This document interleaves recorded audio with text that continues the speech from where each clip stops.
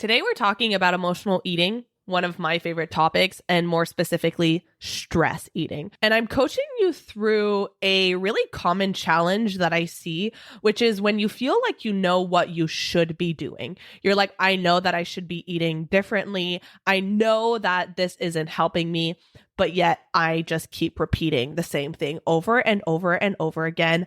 Why does this keep happening and how do I stop? And I know how frustrating it can be. And what you're going to learn in this episode is that what most people think as knowing what they quote unquote should be doing is actually the wrong thing. We're focusing on the wrong thing. And so that is why we keep finding ourselves back in that same pattern. So what are those things that actually will make a difference? That's what I'm going to coach you on in this episode. So let's get into it. Welcome to the Live Unrestricted podcast, a show where you'll learn how to heal your relationship with food and your body so that you can focus your time and energy on more important things like your personal growth. I'm your host, Sabrina Magna, food freedom coach, and my mission is to help make your life happier and healthier without stress, overwhelm, or guilt about food. If you love the show, please do go out and share it. And if you're looking for support with your relationship with food, details about my programs are in the show notes. Thanks for spending time with me today. Now let's jump in. All right, we are back with a coaching over coffee session. I'm doing a little dance behind my mic because I really do love doing these so much. And I know that you're going to get so much value from this conversation that we're having with one of my listeners, Lauren. I'm not going to give too much away because she's going to give some background on her challenges, but we're really talking about stress eating. When you go through the entire day, you're on high stress, you're doing all the things, and then it's the end of the day and you can finally relax and you finally have some me time. And it feels like me time, relaxing time goes hand in hand with eating. Even if maybe you're not eating things that feel good for your body, maybe you end up overeating and then regretting it afterwards. And it's really frustrating because you know it doesn't feel good. You know you want to stop doing this, but you have only focused on like changing what to eat, or maybe just having more discipline and willpower and trying harder. And that hasn't worked. And maybe you're there years later, still feeling like stress eating has power over you. So you're about to find out why you might actually be focusing on the wrong things, where to place your attention instead. And then we go even into a little side conversation about how to start trusting yourself to follow through on the decisions that you make. Like, how many times have you thought about, I should really do this, or I think that if I make this change in my life, it's really going to help. Maybe it means going to bed earlier or drinking more water or meal planning. And you think, if I could do this, that would really make me feel better, but you just don't follow through on it. And then you end up getting to a point where you don't even trust yourself to follow through on decisions that you make anymore. And so now you're just caught up in this constant cycle of, oh, I should do this, I should do that. But subconsciously, you know that you're not going to do it. And now you have no trust in the power of your word. Now that's a really important conversation to have, right? Because if you don't trust yourself to follow through on decisions or shoulds that you have, then how are you really going to make lasting changes and trust yourself to create the life that you deserve? So we need to talk about that, and we will. So without further ado, let's play that coaching session with Lauren. All right, Lauren, I love your question. I'm so excited to dig into it. So to give you a little reminder of what you submitted, you had a question around, I'm hoping to get some insight around my struggles with emotional eating and how to get past the knowing/doing gap I keep finding myself in. I know that I should eat differently than I do, yet I continue to find myself turning to snacks and insignificant food items only. All right. So I would love to get a little bit more background. How long have you been struggling with emotional eating for? Gosh, I mean, consciously, I would say probably for like the past 4-5 years. Okay. And what are some of the things that you have tried to break that pattern? Yeah. I've tried a lot. I've tried different, like, I've tried intermittent fasting where I just kind of waited a little bit longer to eat and then stopped eating earlier in the day. I tried working with a nutrition coach type of person, like fitness and nutrition coach, where we were doing kind of like tracking calories and pre-planning out each day, like what I was going to eat to fall within calorie range. And I've tried using Noom, that app that kind of helps use like the science behind urges and instincts for eating. So I've tried quite a few things. And is there anything that you felt actually worked? I mean, while I was being held accountable to check in like with my coach and kind of be very transparent about like, okay, like this is what I ate today. This is why I ate it. This is like when I had to kind of like answer some of those questions. And I feel like that was helpful. But as soon as I stopped working with her, it just kind of fell off. And why do you think that is? In some ways, it was like I had the awareness, but I wasn't actually maybe like learning the skills to deal with the stuff that was causing me to do, just like eating random stuff. And I also just without accountability and just being so busy and stressed, it just feels like something that's easy to put off. Yeah. Okay. So let's dig into it a little bit because from what I'm hearing, and this tends to be what happens a lot, when we think of the term emotional eating, two pieces to it, the emotional and the eating side. And most people are taught to focus on the eating side. Change what you eat, change how you eat, change when you eat. But at the root of it is what is driving me to turn to food? What is the root cause of what's creating this pattern? And so if we were to look at some of the most common things that happen when you do turn to food for emotional reasons, what are some of those drivers? Stress. Like when I have a lot of things coming up or I just had a really stressful day, I want to avoid doing something. That's one for sure. Anxious, like if I'm, I guess, feeling anxious or sad. Yeah. But mostly stress, I'd say. Stress eating. Yeah. Or just wanting to avoid and just like check out because things are just overwhelming. Okay. So now we're getting somewhere. And I would love to ask one more question. First is how often would you say that that happens? I mean, I would say that it's like being in a like place where I'm kind of just like eating something insignificant and I'm not really like even hungry or like super like present. I would say that happens like nearly every day. Okay. So when it comes to stress, and you recognize that when we're feeling anxious, when we're feeling overwhelmed, when we're feeling under a lot of stress, it's not a very pleasant thing to feel, right? Mm-hmm. It feels really uncomfortable in our bodies, and it's our nervous system that isn't feeling regulated. So, are you familiar with your nervous system, kind of how it works? Mm-hmm. Yeah. Okay. So, what are some of the things that you have in your toolbox that tend to your nervous system when you are feeling in that fight or flight or freeze response?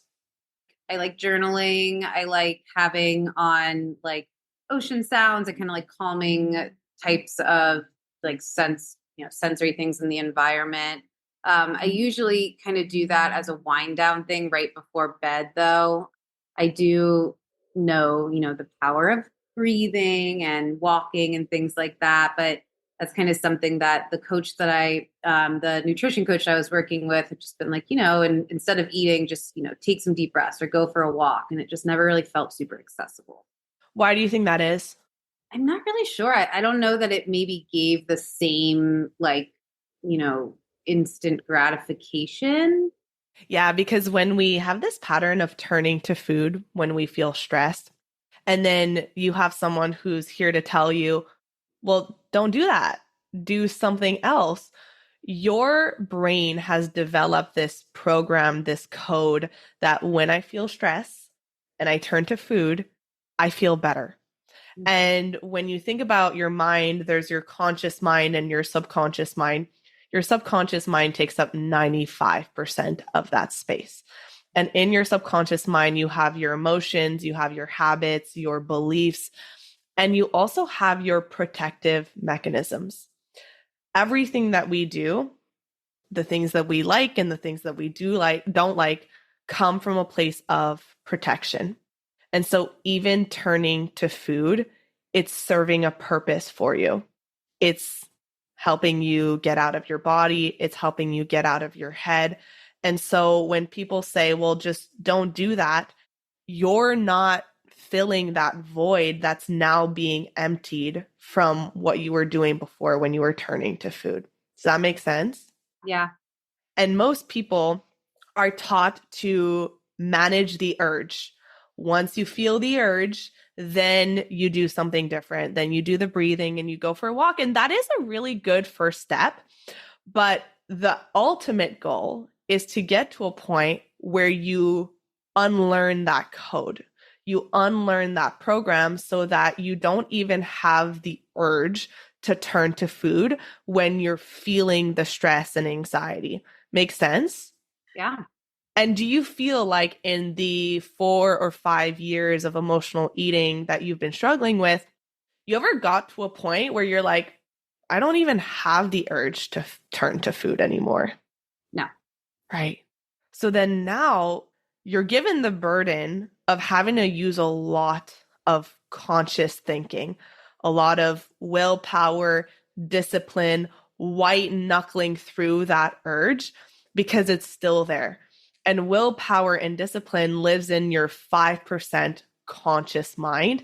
And willpower is a finite resource. It's like when you start off the day with your phone battery at 100%, and throughout the day you use your phone battery, by the end of the day, it's drained. And your willpower is the same. It's not this thing that's like consistent, constant, always at 100%. And that's why a lot of people end up struggling with emotional eating, especially at the end of the day. Because at the end of the day, you're like, I know that this isn't going to make me feel better. Yeah. I know that I'm going to feel like crap. And I just don't care. Have you ever experienced that? Absolutely. Yeah. That's kind of that like knowing, doing kind of gap I keep finding myself in. Yeah. I just don't care. Yeah. So when you find yourself in that place, at that point, your protective mechanisms are going to override any kind of long-term goals. So that's where you're just thinking in the short term. You're thinking about what can I do and what can I do right now in order to feel better. So one of the things that I talk about in the program is your window of tolerance. Have you ever heard that term? Mm-hmm. Yeah. Okay. So what I would love to know, what is like, how much of it do you know? How does like, what is your knowledge on it? Yeah. Kind of like the ability to think and feel at the same time instead of being like hyper aroused and kind of panicked or hypo aroused and kind of shut down. Yeah, exactly. So it's your ability to handle stress, to be exposed to anxiety, overwhelm, stress without getting to that point where now your nervous system is dysregulated and you cannot tap into that part of your brain that's able to think long term. It's when you can handle those emotions without being hijacked by the stress. And in those moments where you are hijacked by the stress, it's like, I don't care because I want to feel better now. I don't want to feel this. And so taking a deep breath, going for a walk, like that's not what I want to be doing. I know that the easiest thing to do is to turn to food. So your brain operates on the law of least effort. If it's done it enough times, it will do it again. And that's why people who struggle with addictions and smoking, it's the same thing, is that we are just so used to when I do this, it takes the discomfort away. And at least temporarily, it makes me feel regulated. but then afterwards you kind of get out of the fog and you feel all the emotions come rushing back to you and the guilt and the shame that come along with it, right? Yes. So what we really, the goal is to have a wider and wider and wider window of tolerance so that you can handle the stress, so that you can experience those challenges, those ups and downs that we will all experience in life without being hijacked by the stress, by your nervous system, so that you can implement those things that you know will help you feel better. Is that making sense? It is. Yeah. Yeah. Okay. Yeah. Now the question is, how do you do that? And a lot of people, they will focus on after the fact, right? Okay, after I'll do some deep breathing or I'll go for a walk. But we have to remember that your nervous system is working all day long. And so if you're in fight, flight, or freeze, and you're not tending to your nervous system throughout the day, and then at the end of the day, you're like, okay, now that you're feeling all of that from the day, I'll take a look at you. Well, you still had an entire day of being in a stress response. So do you feel like you experience, I don't know what kind of job you do or what your day looks like, but do you feel like you experience a lot of stress throughout the day? Yeah.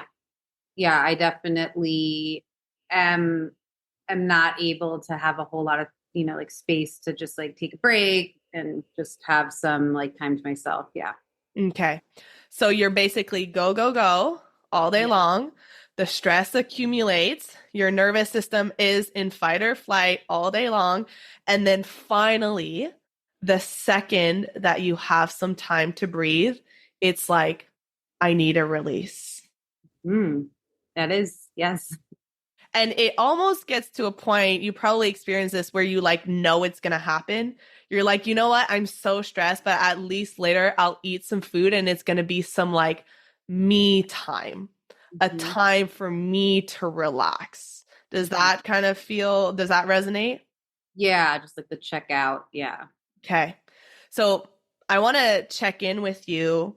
Is there anything coming up for you? Any insights? Anything like, oh, I'm not doing this, or maybe this is something that would help, like anything that's coming through for you? Yeah. I think just when you mentioned like the like proactive settling of your nervous system so that it's not like you're just expected at, at the end of the day to be able to like take this big deep breath. Like that sounds to me like, in the same way that we train a lot of different things, like if I could train that response, that kind of clicks a little bit. Hmm. And how could that be implemented into your life? Because everyone has different lives. We all have very busy schedules. So what might that look like for you? Yeah, it's a good question. I mean, it's certainly a thought. I mean, I haven't had it in this specific frame before, but like a thought of like, in between my clients, I really need to take like 10 to 15 minutes and just like drop their stuff, reconnect, get ready for the next one. And like when I wake up in the morning, I really should, take like 10 minutes of just meditating or just being. And I've had those thoughts before, and I do want to, something along those lines is what comes up. And this is actually what you mentioned between clients is something that I call in the program reset rituals. So what happens is if you're seeing clients all day long and I talk about like arousal, you're getting into that hot state. So you're getting hot and then you're staying at that hot state and then you're getting hotter. And then the stress just keeps building up until you're about to get out of your window of tolerance. You're about to be hijacked by stress, but you know that you can't be doing that at work. And so it kind of all gets balled up for when you're done work, when you get home, when it's the end of the day, right? So how can we throughout the day pay attention to, okay, do you know how it feels in your body to be in that fight or flight, to be dysregulated? I do. Yeah. I know it's a tight kind of fast feeling. Yeah. Yeah, you're like in a rush. Mhm. There's urgency constantly. Do you feel like you are in that state often enough while you're at work? I think that I go in and out of it. Okay. So adding transition rituals could be really helpful so that even between clients, it doesn't need to be 10, 15 minutes. It could be, I'll spend 2 minutes intentionally to sit, to ground myself, to focus on my breath, to really bring and to tend to my nervous system to say, hey, I see you. I'm going to do the best that I can to regulate in the same way that when I hear people who get out of bed to their third alarm and then they get a coffee and they rush to work and then they end up feeling stressed all day. Like, well, yeah, of course you're feeling stressed all day. You wake up and immediately you're into the doing. And so I don't know what your morning looks like, but what are some ways that maybe you can even set yourself up for success at the beginning of the day? Yeah, I've been the schedule is a little bit inconsistent right now for my mornings, which also makes it hard. I mean, like many others, I do thrive with like routine when things are the same. And right now it's just looking a little bit different. But when I go to bed each night, I know when my day is going to start the next day. So it's not like that chaotic. I have to walk the dogs in the morning. I have to, just get all my stuff together and get out the door. And it's usually a pretty chaotic process. So Yeah. leaving more time. Yeah. Even if it's just I work with a lot of moms, a lot of women who have these high stress jobs and it's like it doesn't need to be you wake up half an hour earlier. It can start with these really small increments of, okay, I'm going to spend 5 minutes in the morning to really ground myself. And I would say for you, the biggest focus, Lauren, is to really continuously check in with your nervous system. How are you doing right now? How's my stress level? How do I feel in my body? What am I focusing on? Because the more you can do that, then you might notice that by the end of the day, you feel a little bit more regulated. You might not feel that same kind of need.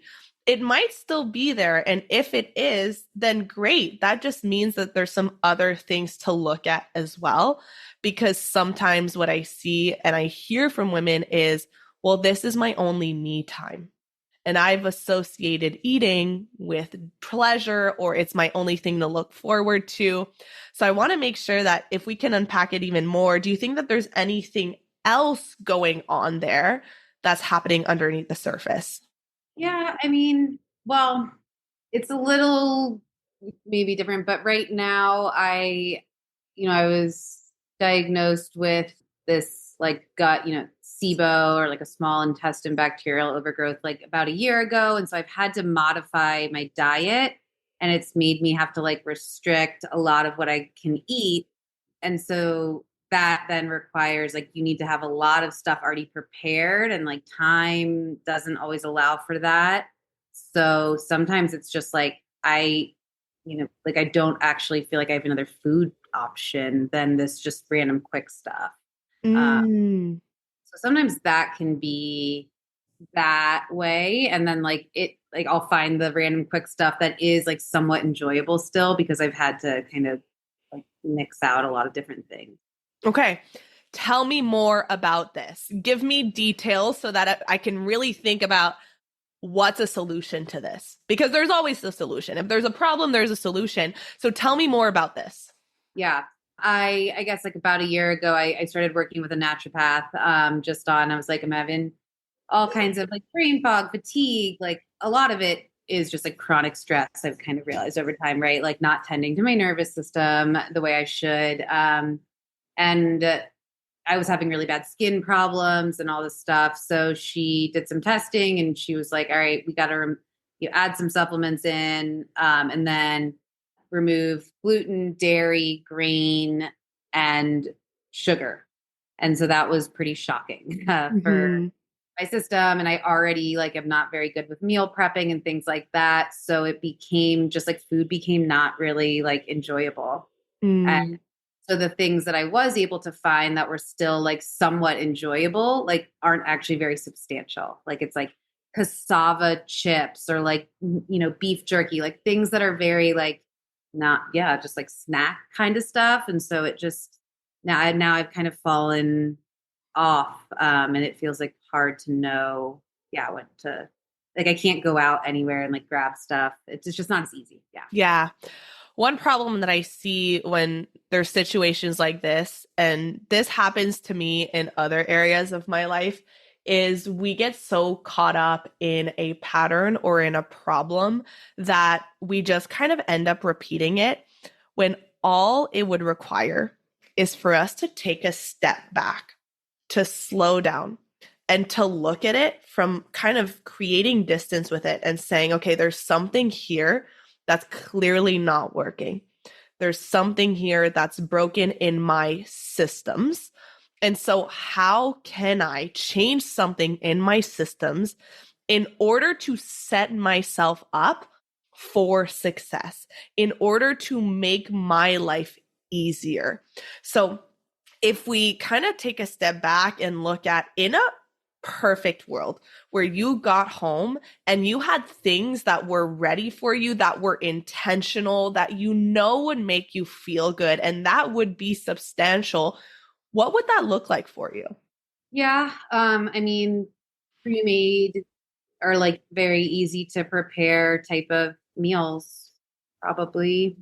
And yeah, like ideally something that is going to like actually nourish me and not just like be something I throw in my mouth.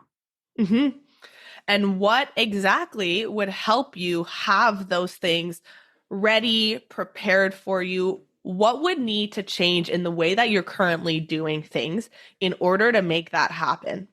More planning, more space to plan and get the appropriate kind of meals or meal delivery or whatever. Yeah, just kind of some planning.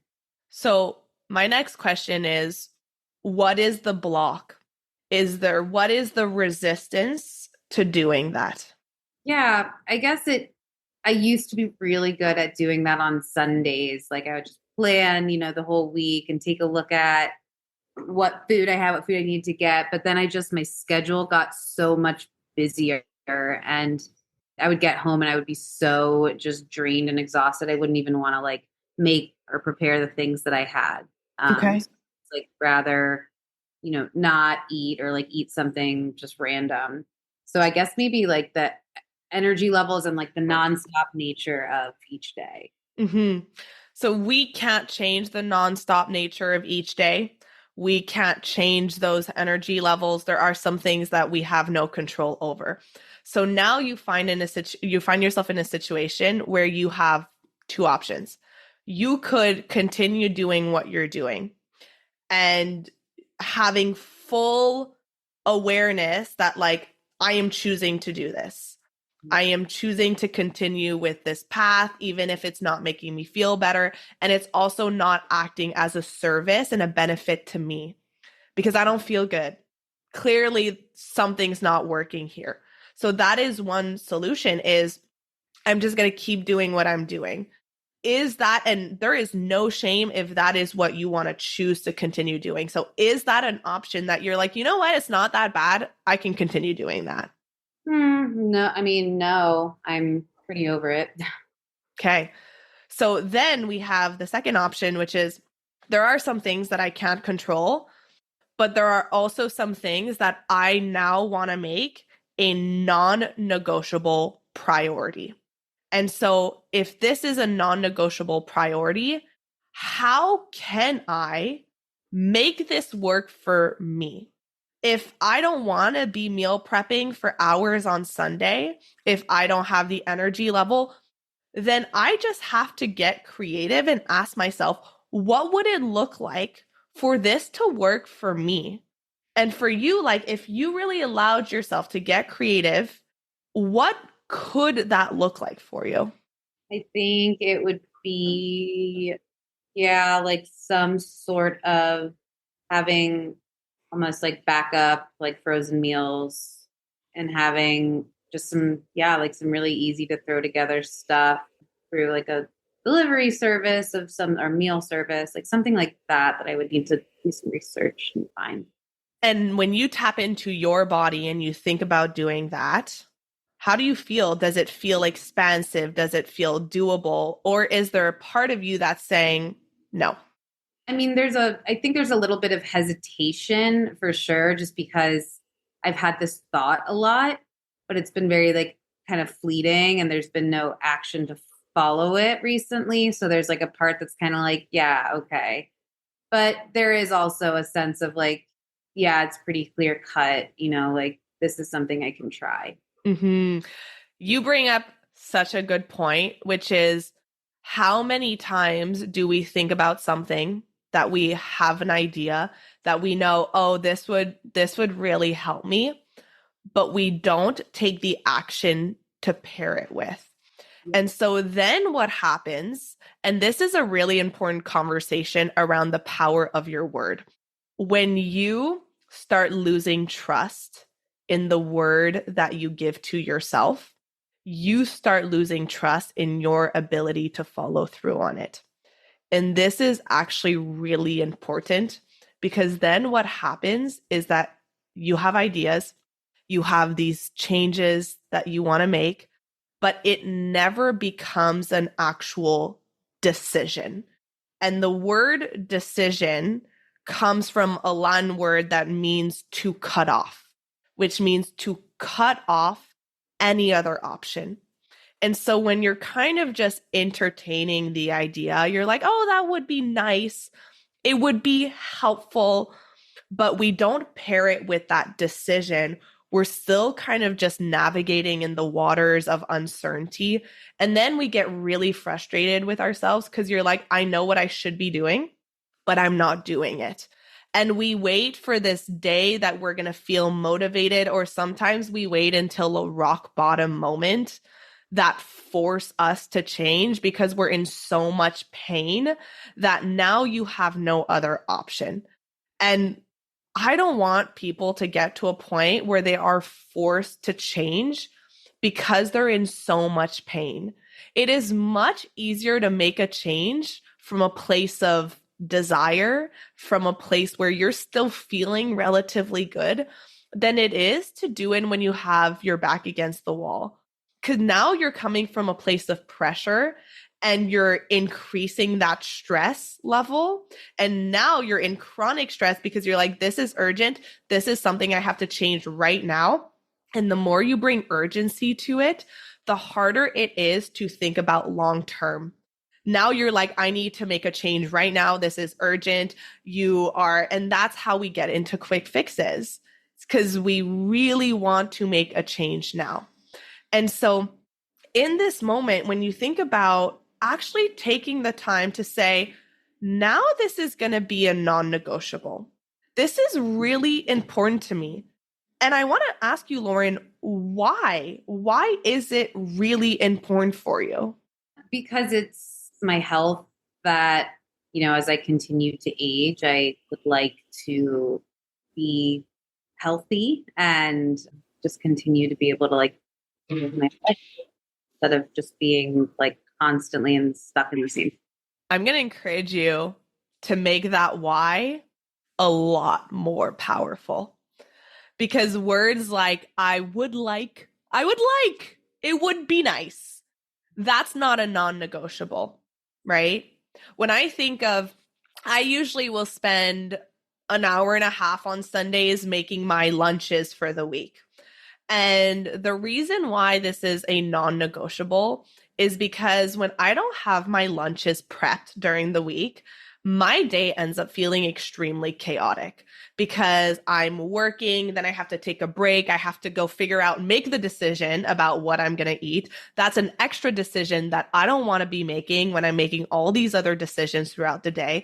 It makes me feel super dysregulated because now I have the stress of taking time away and all of that, even though to some people it's like, Sabrina, you're just making lunch. For me, it really throws me off. And having lunch where I can just put in the microwave and I eat it, it makes my day so much better. It gives me more focus, more energy. If I'm not stressed, I'm able to focus on work. And so when it's Sunday and I don't want a meal prep, yes, I could say, well, I'll just figure it out next week. But I'm thinking about the future version of me. And I'm thinking about, okay, you know what? It's not gonna be great. It's not gonna be fun to meal prep for the next hour and a half. So, how can I make it more fun? Sometimes I'll ask Luke to do it with me. But then also, I think I am doing this because it will serve the future version of me all week and it's going to make my week so much better. And so when you can bring in that almost instant gratification of how good it's going to feel for you to get home and know I'm so tired, I'm really hungry, I would kill to have something that's really going to nourish me right now, to eat something that makes you feel good, to not feel this urge to just snack and overeat, to go to bed feeling good in your body, to wake up feeling energized. How does that sound to you? Yeah, I mean, that sounds a lot more like empowering. Yeah. And it's when you have this clear why, this motivation as to why you're doing this, then a simple decision to take the time and figure out what are my nights going to look like. It's not just about, well, I would like to be healthy. It's about how will this actually change my day-to-day experience? Does that make Mm-hmm. sense? It does, yeah. Okay. So, what would that look like based off of everything that we talked about today? What were some of your biggest insights, breakthroughs, and how you're going to implement this? Yeah, I mean, I really like the rephrasing of it, kind of being a non-negotiable. There's lots of things that I already have in my life that I consider non-negotiables, like my skincare routine. So it's like I can see myself starting something else there. So I think, yeah, I guess like biggest takeaways are just I liked the idea of making these kind of like throughout the day check-ins kind of a non-negotiable, and also noticing like if that helps with me feeling totally overwhelmed at the end of the day, and also just starting to get some meals delivered so that I have something at the end of each day, and know that the intention is so that I don't have to just snack and feel guilty, and I can just feel like it's easy when I get home. Mm-hmm. You mentioned your skincare routine. Why is your skincare routine a non negotiable? Because I have had such difficulties with my skin for so long, and I think I finally found something that works. So I don't ever want to kind of get to a place where I'm falling off of a routine that is now kind of habitual. Mm.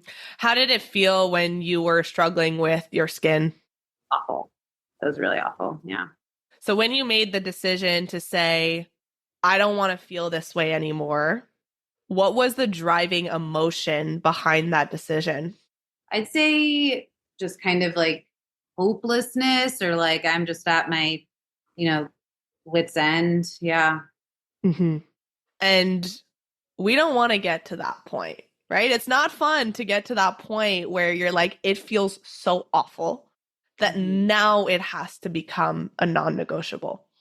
And one of the best things, the best mindsets that helps me, because for me, I will say one thing that I'm good at coaching people on is these lifestyle changes, because for me it comes pretty easily, pretty effortlessly.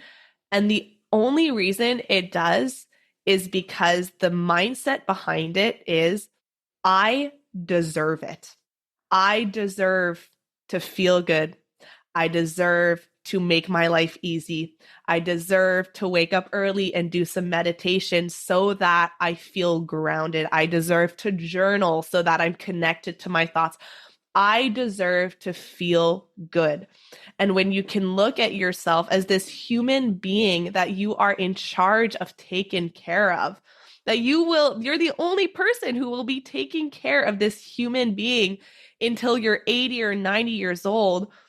And you can see it as someone who wants to be taken care of, who wants love, then now you can not just see it as yourself and all the flaws and all the things that you hold against yourself, because we all have negative thoughts, but as this is a human being that I'm in charge of taking care of. So how can I take care of her in the best way that I can? That's a pretty good point. Well, Lauren, any last questions, concerns, hesitations before we wrap this up? No, I mean, this has been really helpful and it's definitely got my wheels turning.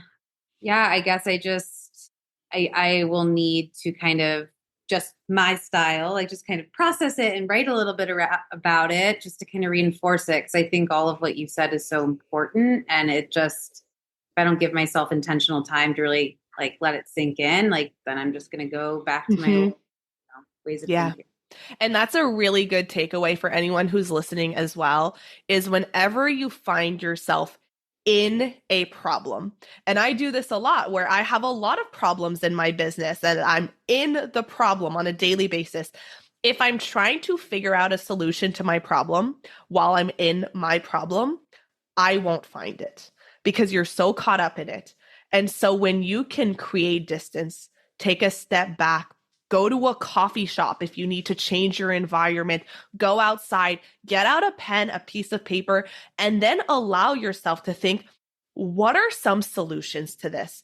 If I can think big picture, if I can zoom out, what are the real problems? What are the things getting in the way?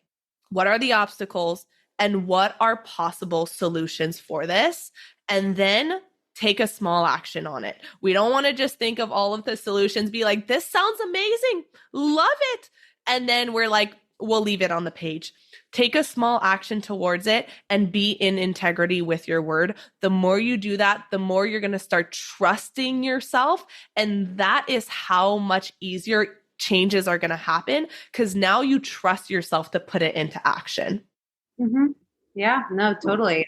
I really appreciate that. And this was super helpful. Yay! Thanks, Lauren, for being so open. I appreciate you being on, and I hope that everyone listening, you got some value and you were able to reflect on challenges that you have in your own life that you might be needing to zoom out and get some solutions on. So thank you so much, Lauren, for volunteering and for being here. Thank you. I really appreciate your time. All right, my friend, did you take some notes? I hope that when you were listening to this conversation, you were asking yourself, how does this apply to me? How can I start implementing this into my own life? And please, as always, send me a DM on Instagram and let me know what your biggest breakthroughs were. Let me know that you listened to this episode. Share it with someone that you know who could really use this conversation. I know that you're probably thinking of that one person in your life that they're like, yeah, they could really use this conversation.